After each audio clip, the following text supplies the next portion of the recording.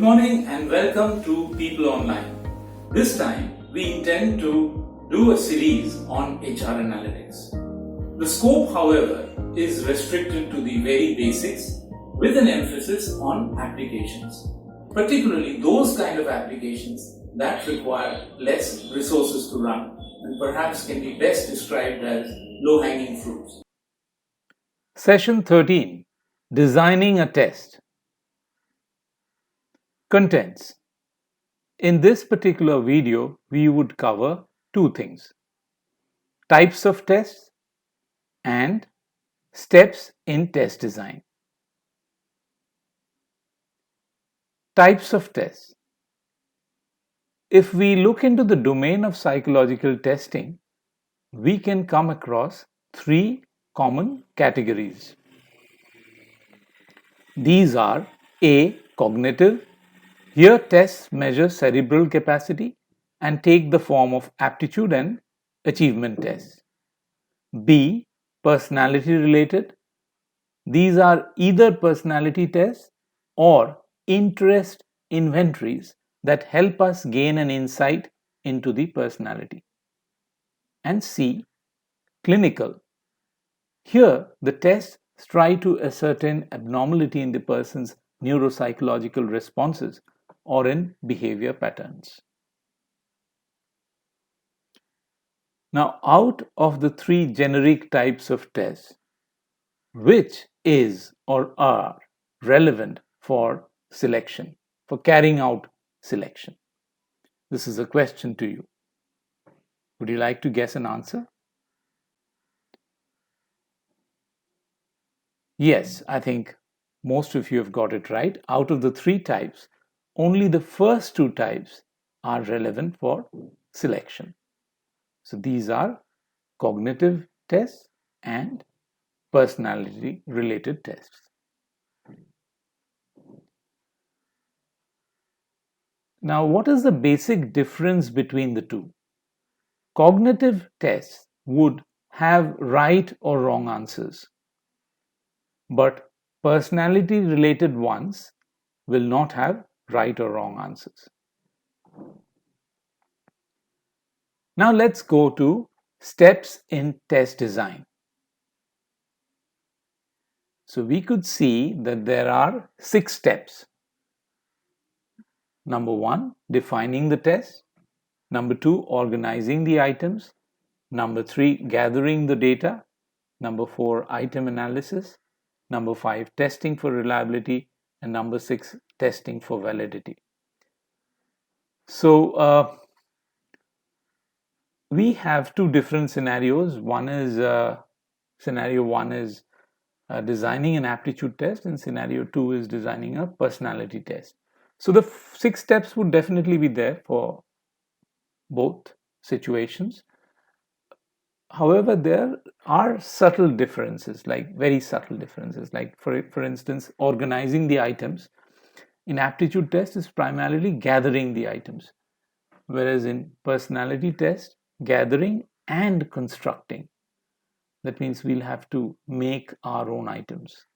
And when it comes to item analysis, in aptitude tests, there are two kinds of approaches which are there.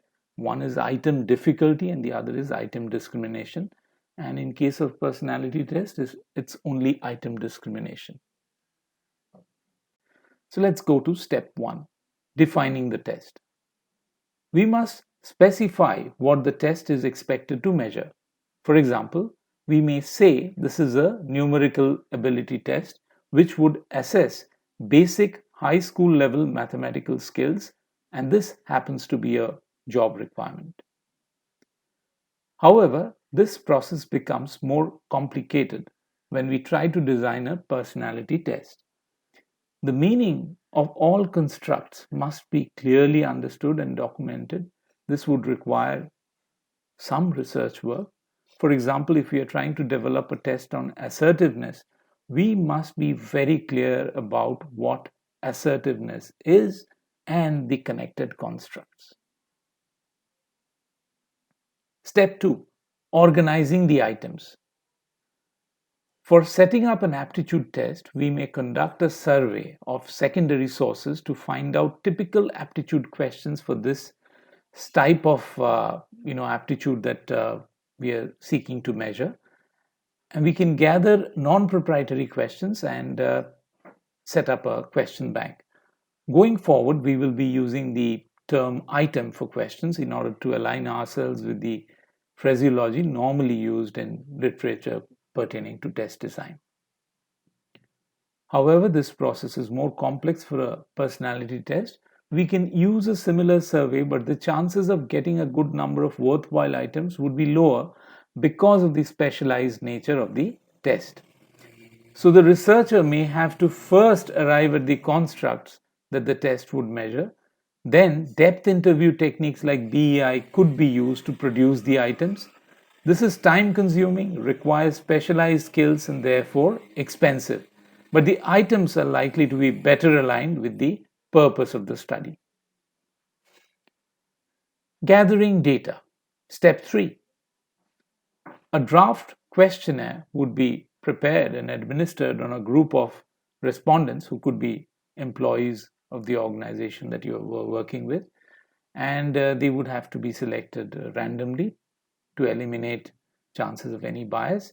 It is important that the purpose of the exercise would be explained to the test takers before the test is administered, that the test is not an attempt to assess the test takers, and this must be understood by them. Because if they're fearful and apprehensive, and if this fear and apprehension is not neutralized at the outset, this can often force test takers to mask their genuine responses. Step 4. Item analysis. Item analysis refers to statistical methods used for selecting items to be used in a psychological test. The method advocates use of statistical means to refine a draft test by eliminating weak items and improving predictive accuracy. The items eliminated would be the ones that A. show little variation in scores amongst test takers in a sample, and this is referred to as item difficulty. And the second one, which is we would eliminate those items which are unable to distinguish between overall high and low scoring groups of test takers, and this is referred to as item discrimination. Step 5. Testing for reliability. Reliability refers to the consistency of scores obtained by the same subjects when they undergo re-examination using the same instrument or its equivalent or under different examining conditions. The degree of reliability in statistical terms is measured through correlation. There are several measures of reliability which would be detailed later in session 15.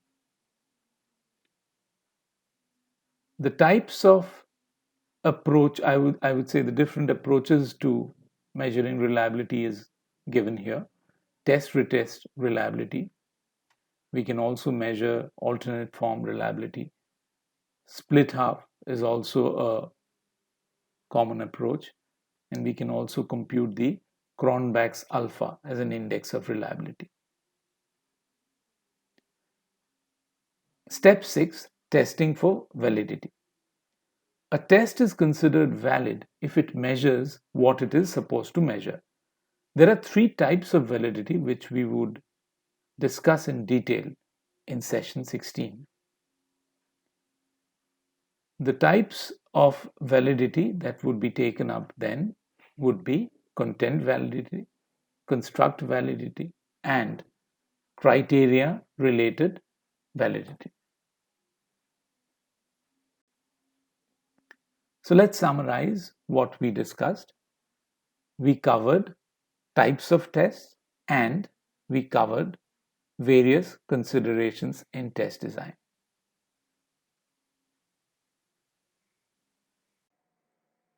Thank you for watching. If you liked the video, do subscribe to our channel. Press the bell button to stay tuned in for our next video. Until then, goodbye.